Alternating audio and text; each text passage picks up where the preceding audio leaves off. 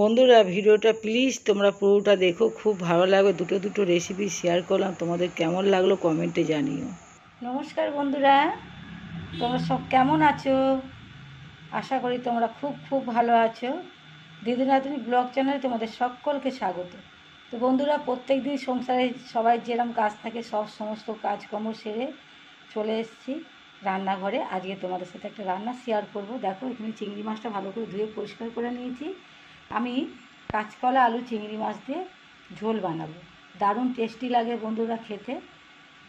আমি কাঁচকলাও দেখো, চিংড়ি মাছটা পরিষ্কার করে নিয়েছি, কাঁচকলাটা দেখো ভালো করে ধুয়ে পরিষ্কার করে একটু হলুদ দিয়েছিলাম বন্ধুরা। কাঁচকলাটা যখন কাটছিলাম একটু হলুদ দিয়েছি, আর একটা পেঁয়াজ নিয়েছি আর আলু নিয়েছি। আর বন্ধুরা, আমি একটু ঝিঙেটা দুখানা ঝিঙে ছিল, শুকিয়ে যাচ্ছিলো, তো আমি কাঁচকলা আলু দিয়ে চিংড়ি মাছের ঝোল ভেবেছিলাম করব। তো দেখলাম দুটো ঝিঙে শুকিয়ে যাচ্ছিলো, ঝিঙে দুটো দিয়ে দিলাম। তো কাঁচকলা আলু ঝিঙে দিয়ে চিংড়ি মাছের ঝোল ভালো লাগে খেতে। আর যদি কাঁচকলা আলু দিয়ে চিংড়ি মাছের ঝোল করো তাতেও ভালো লাগবে, আর ঝিঙে আলু দিয়ে করলেও ভালো লাগবে। তো বন্ধুরা সঙ্গে থাকো আর প্লিজ দেখো। তো বন্ধুরা, কড়াই তেল দিয়ে দিয়েছি, তেলটা গরম হয়ে গেছে। আমি আর মাখালাম না, কড়াইয়ের মধ্যে দিয়ে দিলাম নুন হলুদটা দিয়ে কড়াই দিয়ে দিলাম হালকা। আমি চিংড়ি মাছটা ভেজে নেব। এই দেখো, হলুদ নুন সব মিশে গেছে, হালকা করে ভেজে নিয়ে তুলে নেব। ওইদিকে তো চিংড়ি মাছটা ভাজা হচ্ছে। দেখো, আমি মশলা কটা গোলমরিচ নিয়েছি, জিরে নিয়েছি, শুকনো লঙ্কা 4টে, আর নিয়েছি আদা। বাকি রান্নাটা আমি রান্না করতে করতে দেখিয়ে দিই। খুব কম উপকরণ, দারুণ টেস্টি হয় বন্ধুরা খেতে। দেখো বন্ধুরা, চিংড়ি মাছটা আমার হালকা ভাজা হয়ে গেছে, আমি তুলে নেব। বন্ধুরা দেখো, আমার চিংড়ি মাছটা ভাজা হয়ে গেছে। তেলের মধ্যে আরও খানিকটা আমি তেল দিয়ে দিয়েছি। বন্ধুরা, তেলটা আমার গরম হয়ে গেছে। আমি একটু সাদা জিরে দিয়ে দিলাম ফোড়নে, আর একটু দিয়ে দেবো পেঁয়াজ, খুবই কম পেঁয়াজ দেব।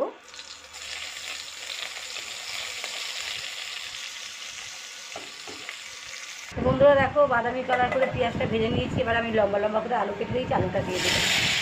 আলুটা দিয়ে আমি একটু ভেজে নেব। মাছের ঝোলে, যে কোনো মাছের ঝোলে লম্বা লম্বা করে আলু কাটলে বেশি ভালো লাগে বন্ধুরা।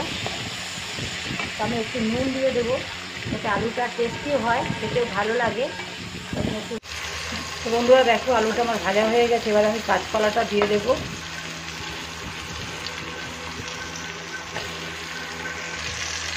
তো বন্ধুরা 2 মিনিট কাঁচকলাটা দিয়ে নাড়াচাড়া করে নেব, কেন আলুটা সিদ্ধ হতে দেরি হয়েছে বন্ধুরা, ওই জন্য আলুটা প্রথমে দিয়ে দিয়েছিলাম।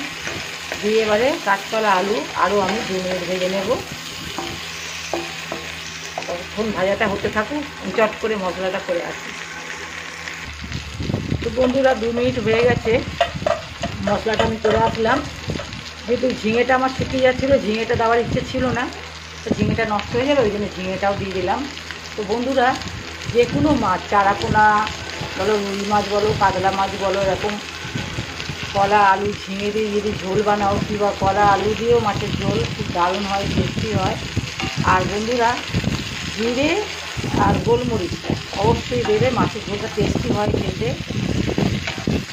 তো আমি আরও 2 মিনিট নাড়াচাড়া করে নেব। তো ঝিঙেটা একটু কম বলে ঝিঙেটা দিয়ে দিলাম।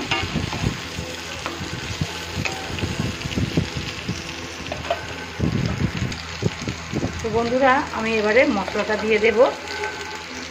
সাদা জিরে, গোলমরিচ, আদা, লঙ্কা পেস্টটা দিয়ে দিলাম, আর দিয়ে দেবো স্বাদ মতো নুন, আর দিয়ে দেবো পরিমাণ মতন হলুদ। দিয়ে বন্ধুরা, আমি অল্প একটু জল দেব। মশলা বাটি ধোয়া জলটা দিয়ে দিলাম, দিয়ে ভালো করে বন্ধুরা কষে নেব, ভালো করে কষে নেব।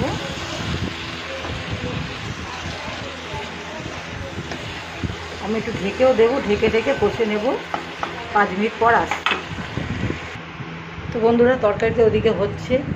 আর দেখো, কলমি শাকটা ভালো করে পরিষ্কার করে কেটে ধুয়ে নিয়ে আসি। কলমি শাক ভাজা দারুণ লাগে খেতে।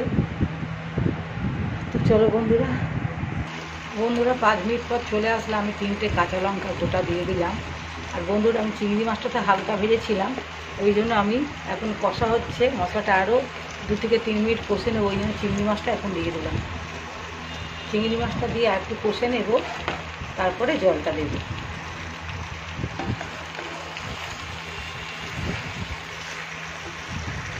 বন্ধুরা দেখো কষাটা আমার পুরো একদম হয়ে গেছে, এবার আমি জল দিয়ে দেবো। তোমরা যেরকম ঝোল খাবে সেই পরিমাণে জল দেবে।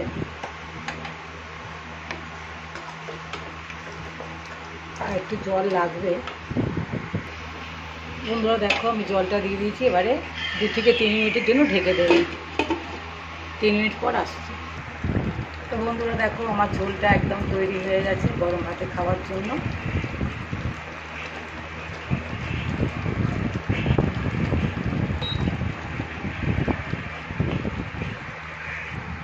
এবার আমি নামিয়ে নেব।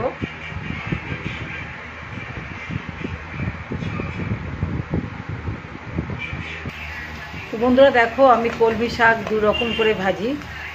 এই যে কড়াটা আমি বসিয়েছি, কড়াটা গরম হয়ে গেলে এর মধ্যে আমি তেল দিয়ে রসুন, পেঁয়াজ, শুকনো লঙ্কা ফোড়ন দিয়ে ভাজি। আর আমি এইভাবেও ভাজি, যেটা তোমাদের এইটা আমার বেশি ভালো লাগে।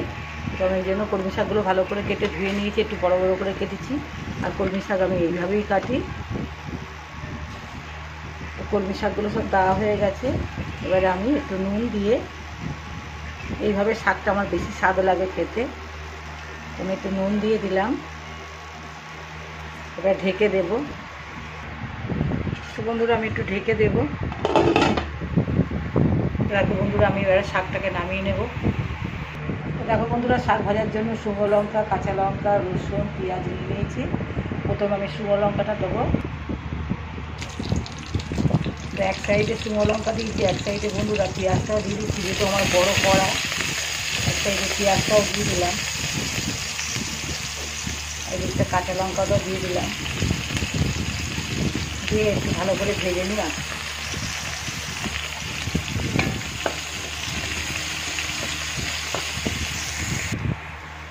এবারে আমি রসুনটা দিয়ে দিচ্ছি বন্ধুরা,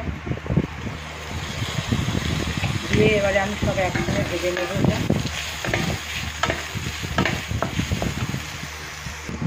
তো বন্ধুরা ফোড়নটা তোমার হয়ে গেছে, এবার আমি শাকটা দিয়ে দেবো।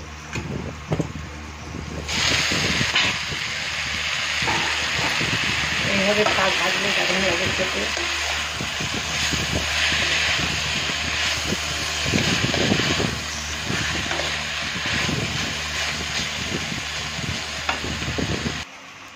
বন্ধুরা তোমাদের দুটো রেসিপি কেমন লাগলো কমেন্টে জানাবে।